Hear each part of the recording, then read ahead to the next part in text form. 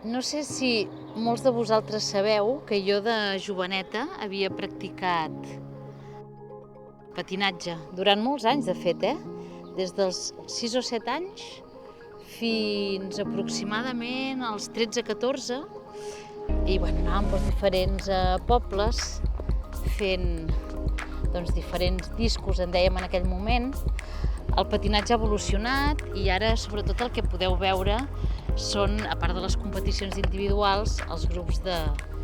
show.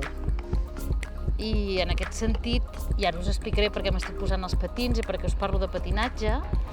a Girona Ciutat tenim un club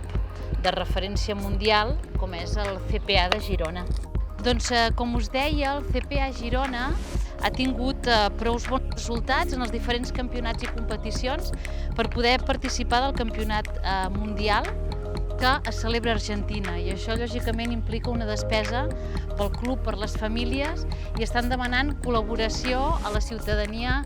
de Girona a través de diferents maneres. Podeu consultar la pàgina web 216rodes.com i veureu diferents maneres de col·laborar, com comprar unes rodes dolces, ja veureu, o a través de diferents comerços de Girona,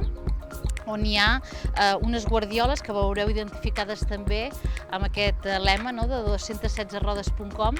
per tal d'ajudar-les a poder anar fins a Argentina, que és on a la tardor celebren els Jocs Mundials de patinatge i per tant on poden participar i optar al títol o al podi de campiones del món en l'estil de xous grans.